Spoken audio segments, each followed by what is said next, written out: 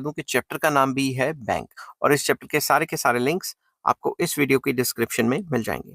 चलिए शुरू करते हैं कि बैंक होता क्या है।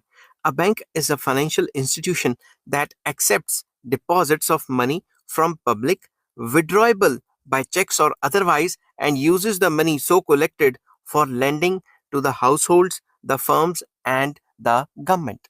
तो बैंक एक ऐसा फाइनेंशियल इंस्टीट्यूशन है जो पैसे एक्सेप्ट करता है लोगों से, पब्लिक से या इंस्टीट्यूशन से, डिपॉजिट्स को एक्सेप्ट करता है। ठीक है, तो अब पब्लिक में कौन कौन आ गया? पब्लिक में पब्लिक एंड प्राइवेट इंस्टीट्यूशंस आ गए, कंपनियां वगैरह आ गई, लोग आ गए। ठीक है, उनसे पैसे एक्सेप्ट करता है जो कि वो विड्रॉ कर सकते हैं थ्रू चेक और अदरवाइज, मतलब चेक के थ्रू भी विड्रॉ कर सकते हैं। आजकल यूपीआई पेमेंट है या ऑनलाइन बैंकिंग है, उसके थ्रू भी मतलब पैसे को एक जगह से दूसरी जगह कर सकते हैं। और मेन काम क्या होता है बैंक का? मेन काम होता है बैंक का lending to households. Households को लेंड करेगा पैसे, ठीक है, मतलब कर्जा देगा। जो पैसा इकट्ठा हुआ है उस पैसे को इकट्ठे करके आगे कर्जा देगा, या फर्म्स को कर्जा देगा, हाउस होल्ड्स का कर्जा देगा, या गवर्नमेंट को कर्जा देगा। तो सिंपल वर्ड्स में बैंक एक ऐसा फाइनेंशियल इंस्टीट्यूशन है जो पब्लिक से पैसे एक्सेप्ट करता है और आगे पब्लिक को लोन देता है। और जो भी पैसे एक्सेप्ट करता है उसका जो रेट ऑफ इंटरेस्ट है वो कम होता है, और जो लेंड करता है उसका रेट ऑफ इंटरेस्ट ज्यादा होता है। और जो रेट ऑफ इंटरेस्ट के बीच का गैप है ये, उसे नेट इंटरेस्ट मार्जिन कहा जाता है, और वही बैंक का प्रॉफिट होता है। ठीक है, अब मैं इसको जो लॉ लॉ की टर्म्स में इसको क्या कहा जाता है वो बताता हूँ। ठीक है, Indian banking regulation act 1949 defines the activity of the bank as accepting for the purpose of lending or investing of deposits of money from public, repayable on demand or otherwise, and withdrawable by checks, draft, pay order or otherwise। तो जो banking regulation act 1949 है वो भी define करता है कि एक ऐसा फाइनेंशियल इंस्टीट्यूशन है जो एक्सेप्ट करता है पैसे को, लोगों से पैसे एक्सेप्ट करता है। क्योंकि for the purpose of lending, क्योंकि उसने उसी पैसे को आगे लेंड करना है या इन्वेस्ट करना है। समझ की बात? और ये जो डिपॉजिट्स होंगे ये पब्लिक जो अपने खातों में या अपने अकाउंट्स में डालेगी, ये रीपेबल ऑन डिमांड, जब भी वो डिमांड करेंगे थ्रू चेक्स या फिर पे ऑर्डर या फिर कोई भी अलग तरीके से, अगर जो हम अपने बैंकों में पैसे डालते हैं वो अगर हम डिमांड करेंगे तो हमें रिटर्न कर दिए जाएंगे या फिर हमारे को वापस दे दिए जाएंगे। समझ की बात? अब ये जो बैंकिंग डेफिनेशंस जो और मीनिंग जो मैंने आपको आगे करवाया है, इसमें कुछ की पॉइंट्स हैं वो डिस्कस करते हैं। It is important to note three important points in this definition of commercial banks. तो ये जो कमर्शियल बैंक या बैंक है इसके अंदर तीन मेन पॉइंट्स हैं जो काफी इंपॉर्टेंट है, वो आपको पता होने चाहिए। सबसे पहला, the essential function of a bank is that it accepts deposits from the public. सबसे पहला मेन फंक्शन बैंक का क्या है कि बैंक लोगों से, पब्लिक से पैसे एक्सेप्ट करेगा। समझ की बात? तो एक्सेप्टिंग डिपॉजिट सबसे मेन प्राइमरी फंक्शन हो गया। ठीक है, banks accept deposits from the public at large. जो बैंक है वो किससे पैसे जो है एक्सेप्ट करता है? जितने भी डिपॉजिट्स हैं लोग बैंकों में जमा कराने जाते हैं उनसे, पब्लिक से ही। अब पब्लिक में जरूरी नहीं कि आम इंसान ही आ गया, आम इंसान के साथ साथ कंपनीज भी आ जाती हैं, चाहे प्राइवेट हो चाहे पब्लिक हो। समझ की बात? More over, these deposits are repayable on demand and withdrawable by checks or otherwise। अब ये जो पैसे पब्लिक ने बैंक के पास जमा करवाए हैं, ये पब्लिक बैंक से निकलवा भी सकती है थ्रू चेक्स और अदरवाइज, का मतलब है और कोई भी तरीका होगा उससे अपने बैंक अकाउंट से पैसे निकलवा सकती है। समझ की बात? सेकंड पॉइंट या सेकंड एसेंशियल फंक्शन आ जाता है। The second essential function of a bank is that the bank uses these deposits for lending to others and for undertaking investment in securities। Bank क्या करता है? इस पैसे को या तो उठा के किसी और को लेंड कर देता है। जैसे मान लो पब्लिक ने बैंक में पैसे डाले, तो बैंक ने पब्लिक को दिया 3% रेट ऑफ इंटरेस्ट, आगे जो लोन्स वगैरह दे दिए, लेंड कर दिया, उसको दे दिया मान लो 10% से। ठीक है, तो ये जो 3% और 10% के बीच में जो गैप है 7% का, ये बैंक का प्रॉफिट हो गया। समझ की बात? ये बैंक का क्या हो गया? प्रॉफिट। इसको नेट इंटरेस्ट मार्जिन भी कहा जाता है। तो कई जगह पे ये भी कहा जाता है कि जरूरी नहीं कि बैंक लेंडिंग ही करें, लेंडिंग तो करते ही करते हैं, उसके साथ साथ इन्वेस्टमेंट इन सिक्योरिटीज भी कर देते हैं। समझ की बात? तो मतलब सिक्योरिटी मार्केट या शेयर मार्केट वगैरह में पैसा लगा भी सकते हैं। थर्ड पॉइंट या जो थर्ड मेन इंपॉर्टेंट फीचर या करेक्टरिस्टिक है इसका, वो क्या है? Creation of money, very important, जिसको क्रेडिट क्रिएशन भी कहा जाता है। Creation of money is the unique characteristic of commercial banks.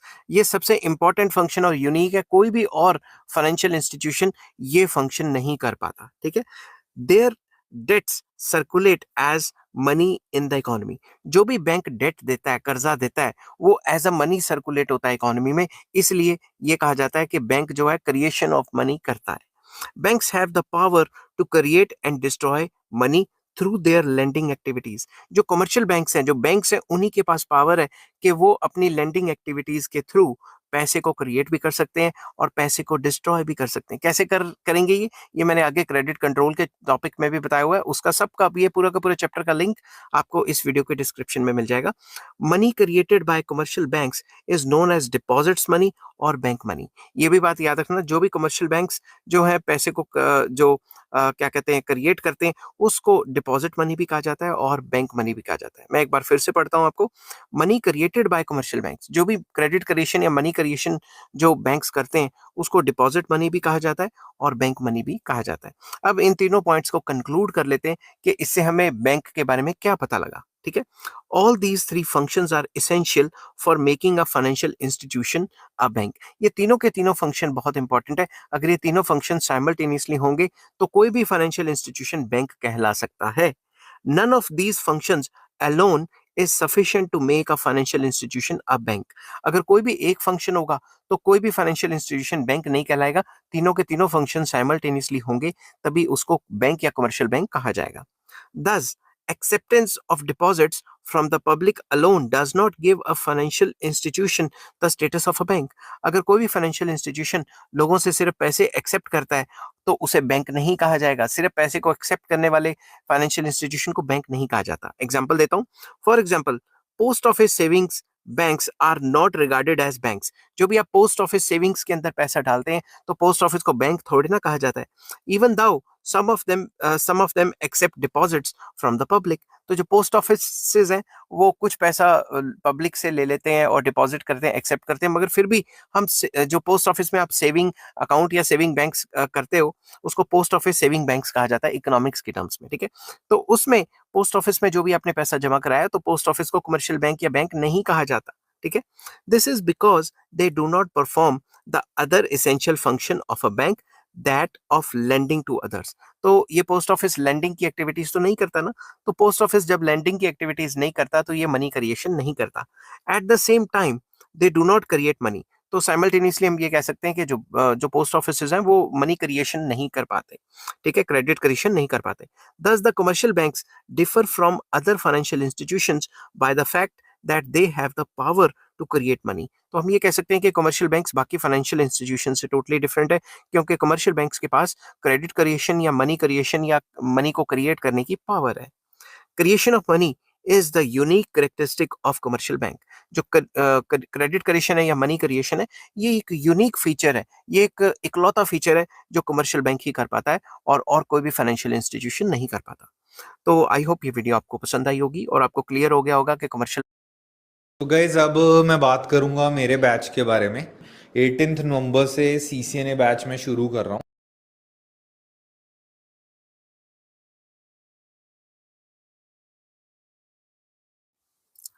Hello friends, आज मैं आपके साथ इकोनॉमिक्स का। There are many types of banks in every country. हर एक कंट्री में डिफरेंट डिफरेंट टाइप्स के बैंक्स होते हैं। The main types of banks in the country like India are explained as under या एक्सप्लेन्ड एज बिलो। तो उनमें में से कुछ टाइप ऑफ बैंक्स आपको इस वीडियो में मिल जाएंगे।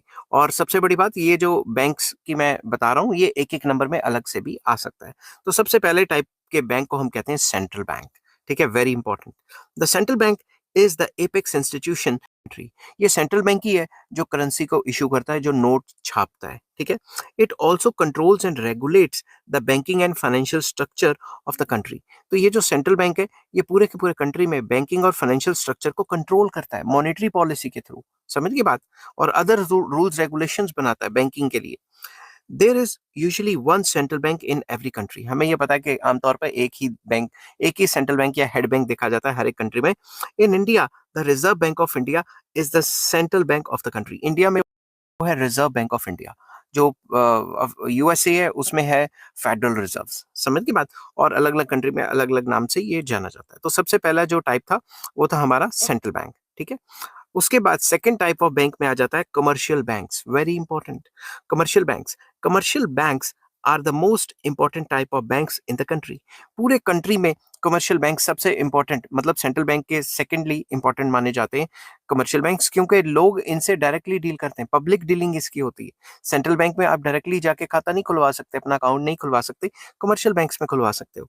These banks accept deposits from the public and give mainly short period loans to individuals, traders and business institutions. तो कमर्शियल बैंक्स वो बैंक्स हैं जो पब्लिक से एक्सेप्ट करते हैं डिपॉजिट्स और आगे शॉर्ट टर्म लोन्स प्रोवाइड करते हैं, ज्यादातर short term loans, long term loans काफी कम प्रोवाइड करते हैं। तो शॉर्ट टर्म लोन्स प्रोवाइड करते हैं इंडिविजुअल्स को, ट्रेडर्स को या बिजनेस इंस्टीट्यूशंस को। In the process of accepting deposits and extending loans, commercial banks create deposit money और क्रेडिट मनी। तो ये जो प्रोसेस होता है पब्लिक से पैसे एक्सेप्ट करने का और फिर आगे लोन देने का, इस प्रोसेस के दरमियान वो जो है लोन को या मनी को क्रिएट कर देते हैं। ठीक है, तो वो जो पैसा क्रिएट करते हैं उसे क्रेडिट मनी भी कहा जाता है और डिपॉजिट मनी भी कहा जाता है। Commercial banks operate largely for earning profits. Commercial banks, जैसा नाम है कमर्शियल, काम क्यों कर रहे हैं? पैसा कमाने के लिए। तो उनका मेन मकसद होता है प्रॉफिट कमाना। स्टेट बैंक ऑफ इंडिया, कुछ एग्जांपल्स दे रहा हूँ, एसबीआई जैसे हमारे कंट्री में, यूनियन बैंक ऑफ इंडिया जिसको यूबीआई कहा जाता है, बैंक ऑफ बड़ौदा या Punjab National Bank, HDFC Bank, ICIC bank etcetera are some of the important commercial banks operating in India. तो ये कुछ कमर्शियल बैंक्स की एग्जांपल्स भी मैंने दे दी जो इंडिया में ऑपरेट करते हैं। तो बेसिकली कमर्शियल बैंक्स वो बैंक्स हैं जो पब्लिक से एक्सेप्ट करते हैं पैसा और आगे लोन देते हैं, और लोन देने के बीच का जो प्रोसेस आ जाता है ये मनी क्रिएट करते हैं, क्रेडिट क्रिएशन करते हैं या मनी क्रिएशन करते हैं। ठीक है, मेन मकसद इनका होता है प्रॉफिट कमाना। नेक्स्ट आ जाता है cooperative banks, very important. These banks are run are run on a cooperative basis. ये जो कोऑपरेटिव बैंक्स हैं ये किस बेसिस पे रन किए जाते हैं, किस बेसिस पे चलाए जाते हैं? कोऑपरेटिव बेसिस पे। मेन मकसद वेलफेयर होता है, मेन मकसद लोगों को सस्ते रेटों पे लोन्स प्रोवाइड करवाना होता है। These banks were originally started in rural areas in the form of cooperative societies for the purpose of granting easy credit to the farmers. ये जो बैंक्स हैं ये ओरिजिनली असल में ये रूरल एरियाज के लिए स्टार्ट किए गए थे इन the form of cooperative societies. जो विलेजेस वगैरह है, रूरल एरियाज हैं, उनमें कोऑपरेटिव सोसाइटीज के नाम पे शुरू किए गए थे ताकि फार्मर्स को आसानी से लोन दिया जा सके, सस्ते रेट ऑफ इंटरेस्ट पे लोन दिया जा सके, इजी क्रेडिट टर्म्स पे लोन दिया जा सके और फार्मर्स की हेल्प की जा सके। Cooperative banks have now been established in the urban areas as well. तो जब शुरू हुए थे तो शुरू में तो सिर्फ रूरल एरियाज में थे, मगर आजकल आप कई अर्बन एरियाज में भी ऐसे बैंक्स देख लेंगे तो लिखा होता है बैंक के ऊपर मतलब फलां फलां कोऑपरेटिव बैंक, समझिए बात। तो आजकल आप अर्बन एरियाज में भी इस टाइप के बैंक्स को देख लेते हैं। नेक्स्ट टाइप का बैंक आ जाता है रीजनल रूरल बैंक्स, जिसको आरआरबीज कहा जाता है। ठीक है, the banks have been set up in rural areas to meet the needs of weaker sections of the rural population like small farmers, rural artisans etcetera. तो ये जो रीजनल रूरल बैंक्स हैं ये सेटअप किए गए थे रूरल एरियाज में, villages में, कंट्री साइड में, जो कि किस वजह से किए गए थे शुरू? इस वजह से शुरू किए गए थे ये बैंक्स ताकि जो weaker sections of the society हैं, जितने भी टाइप ऑफ बैंक्स होते हैं वो सारे मैंने इस वीडियो में एक्सप्लेन किए हुए हैं। शुरू करने से पहले बता दूं कि जो चैप्टर है, चैप्टर का नाम है बैंक्स या कमर्शियल बैंक्स या फिर बैंकिंग। ठीक है, और इस चैप्टर के सारे लिंक्स आपको इस वीडियो की डिस्क्रिप्शन में मिल जाएंगे। चलिए शुरू करते हैं कि कितने टाइप्स ऑफ बैंक्स होते हैं। There are many types of banks in every country. हर एक कंट्री में डिफरेंट डिफरेंट टाइप्स के बैंक्स होते हैं। The main types of banks in the country like India are explained as under या explained as below. तो उनमें में से कुछ टाइप ऑफ बैंक्स आपको इस वीडियो में मिल जाएंगे। और सबसे बड़ी बात, ये जो बैंक्स की मैं बता रहा हूँ ये एक एक नंबर में अलग से भी आ सकता है। तो सबसे पहले टाइप के बैंक को हम कहते हैं सेंट्रल बैंक। ठीक है, very important. The central bank is the apex institution in the banking and financial structure of a country. किसी भी कंट्री के जो फाइनेंशियल स्ट्रक्चर में सबसे बड़ा बैंक जो होता है उसे सेंट्रल बैंक कहा जाता है। तो सेंट्रल बैंक क्या होता है? Head bank of the country, एक कंट्री का हेड बैंक। ठीक है, सबसे बड़ा bank. It is the central bank which issues currency in the country. ये सेंट्रल बैंक ही है जो करेंसी को इशू करता है, जो नोट छापता है। ठीक है, it also controls and regulates the banking and financial structure of the country. तो ये जो सेंट्रल बैंक है ये पूरे के पूरे कंट्री में बैंकिंग और फाइनेंशियल स्ट्रक्चर को कंट्रोल करता है मॉनेटरी पॉलिसी के थ्रू, समझ गए बात, और अदर रूल्स रेगुलेशंस बनाता है बैंकिंग के लिए। There is usually one central bank in every country. हमें यह पता है कि आमतौर पर एक ही सेंट्रल बैंक या हेड बैंक देखा जाता है हर एक कंट्री में। In India the Reserve Bank of India is the central bank of the country. India में जो हमारा सेंट्रल बैंक है वो है रिजर्व बैंक ऑफ इंडिया। जो यूएसए है उसमें है फेडरल रिजर्व। समझ की बात। और अलग अलग कंट्री में अलग अलग नाम से ये जाना जाता है। तो सबसे पहला जो टाइप था वो था हमारा सेंट्रल बैंक। ठीक है। उसके बाद सेकंड टाइप ऑफ बैंक में आ जाता है commercial banks. Very important. Commercial banks are the most important type of banks in the country. पूरे कंट्री में कमर्शियल बैंक सबसे इंपॉर्टेंट, मतलब सेंट्रल बैंक के सेकेंडली इंपॉर्टेंट माने जाते हैं कमर्शियल बैंक्स, क्योंकि लोग इनसे डायरेक्टली डील करते हैं। पब्लिक डीलिंग इसकी होती है। सेंट्रल बैंक में आप डायरेक्टली जाके खाता नहीं खुलवा सकते, अपना अकाउंट नहीं खुलवा सकते, कमर्शियल बैंक्स में खुलवा सकते हो। These banks accept deposits from the public and give mainly short period loans to individuals, traders and business institutions। तो कमर्शियल बैंक्स वो बैंक्स हैं जो पब्लिक से एक्सेप्ट करते हैं डिपॉजिट्स और आगे शॉर्ट टर्म लोन्स प्रोवाइड करते हैं। ज्यादातर short term loans, long term loans काफी कम प्रोवाइड करते हैं। तो शॉर्ट टर्म लोन्स प्रोवाइड करते हैं इंडिविजुअल्स को, ट्रेडर्स को या बिजनेस इंस्टीट्यूशंस को। In the process of accepting deposits and extending loans, commercial banks create deposit money और क्रेडिट मनी। तो ये जो प्रोसेस होता है पब्लिक से पैसे एक्सेप्ट करने का और फिर आगे लोन देने का, इस प्रोसेस के दरमियान वो जो है लोन को या मनी को क्रिएट कर देते हैं। ठीक है। तो वो जो पैसा क्रिएट करते हैं उसे क्रेडिट मनी भी कहा जाता है और डिपॉजिट मनी भी कहा जाता है। Commercial banks operate largely for earning profits. Commercial banks, जैसा नाम है कमर्शियल, काम क्यों कर रहे हैं? पैसा कमाने के लिए। तो उनका मेन मकसद होता है प्रॉफिट कमाना। स्टेट बैंक ऑफ इंडिया, कुछ एग्जांपल्स दे रहा हूं, एसबीआई जैसे हमारे कंट्री में, यूनियन बैंक ऑफ इंडिया जिसको यूबीआई कहा जाता है, बैंक ऑफ बड़ौदा या Punjab National Bank, HDFC Bank, ICIC bank etcetera are some of the important commercial banks operating in India. तो ये कुछ कमर्शियल बैंक्स की एग्जांपल्स भी मैंने दे दी जो इंडिया में ऑपरेट करते हैं। तो बेसिकली कमर्शियल बैंक्स वो बैंक्स हैं जो पब्लिक से एक्सेप्ट करते हैं पैसा और आगे लोन देते हैं, और लोन देने के बीच का जो प्रोसेस आ जाता है ये मनी क्रिएट करते हैं, क्रेडिट क्रिएशन करते हैं या मनी क्रिएशन करते हैं। ठीक है। मेन मकसद इनका होता है प्रॉफिट कमाना। नेक्स्ट आ जाता है cooperative banks. Very important. These banks are run are run on a cooperative basis. ये जो कोऑपरेटिव बैंक्स हैं ये किस बेसिस पे रन किए जाते हैं, किस बेसिस पे चलाए जाते हैं? कोऑपरेटिव बेसिस पे। मेन मकसद वेलफेयर होता है, मेन मकसद लोगों को सस्ते रेटों पे लोन्स प्रोवाइड करवाना होता है। These banks were originally started in rural areas in the form of cooperative societies for the purpose of granting easy credit to the farmers। ये जो बैंक्स हैं ये ओरिजिनली असल में ये रूरल एरियाज के लिए स्टार्ट किए गए थे इन the form of cooperative societies. जो विलेजेस वगैरह है, रूरल एरियाज हैं, उनमें कोऑपरेटिव सोसाइटीज के नाम पे शुरू किए गए थे ताकि फार्मर्स को आसानी से लोन दिया जा सके, सस्ते रेट ऑफ इंटरेस्ट पे लोन दिया जा सके, इजी क्रेडिट टर्म्स पे लोन दिया जा सके और फार्मर्स की हेल्प की जा सके। Cooperative banks have now been established in the urban areas as well। तो जब शुरू हुए थे तो शुरू में तो सिर्फ रूरल एरियाज में थे, मगर आजकल आप कई अर्बन एरियाज में भी ऐसे बैंक्स देख लेंगे तो लिखा होता है बैंक के ऊपर मतलब फला फला कोऑपरेटिव बैंक। समझिए बात। तो आजकल आप अर्बन एरियाज में भी इस टाइप के बैंक्स को देख लेते हैं। नेक्स्ट टाइप का बैंक आ जाता है रीजनल रूरल बैंक्स, जिसको आरआरबीज कहा जाता है। ठीक है। The banks have been set up in rural areas to meet the needs of weaker sections of the rural population like small farmers, rural artisans, etc। तो ये जो रीजनल रूरल बैंक्स हैं ये सेटअप किए गए थे रूरल एरियाज में, villages में, कंट्री साइड में, जो कि किस वजह से किए गए थे शुरू? इस वजह से शुरू किए गए थे ये बैंक्स ताकि जो weaker sections of the society हैं, विलेजेस में जो वीकर सेक्शंस हैं उनको सस्ती टर्म्स पे लोन दिया जा सके। जैसे कि छोटे छोटे किसानों को या छोटे छोटे जो रूरल आर्टिसंस हैं उनको सस्ते रेटों पे लोन दिया जा सके ताकि वो लोकल मनी लेंडर्स जो हैं जो हाई रेट ऑफ इंटरेस्ट पे लोन देते हैं उनके चुंगलों में ना फंस जाएं। This is why they are called small man's bank. उनको स्मॉल मैन्स बैंक भी कहा जाता है।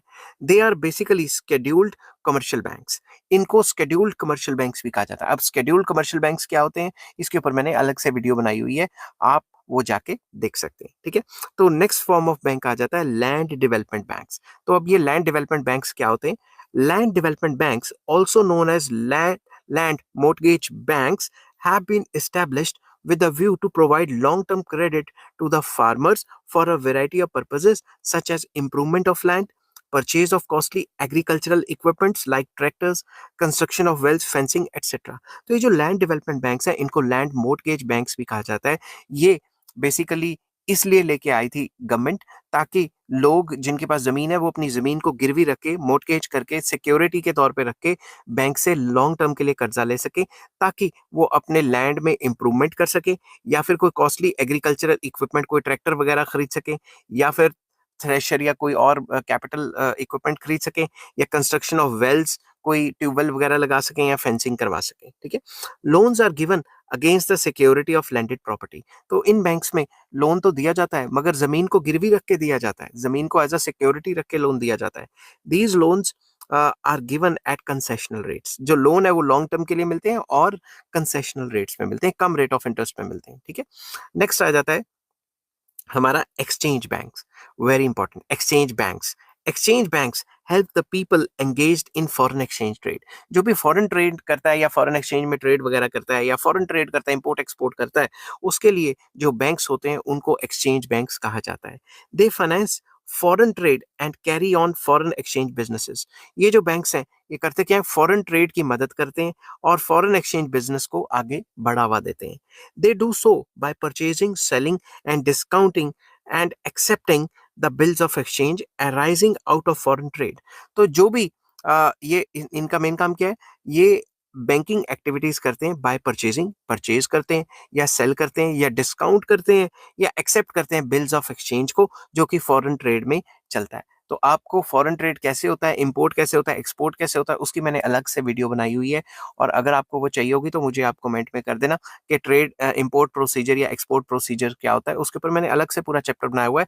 तो ये पूरा का पूरा बैंक एक्सपोर्ट इंपोर्ट वालों के लिए होता है। ठीक है, they give loans also to the people engaged in the foreign trade. तो जो लोग फॉरेन ट्रेड में डील करते हैं, इंपोर्ट एक्सपोर्ट करते हैं, उनको ये बैंक लोन्स भी प्रोवाइड कराता है।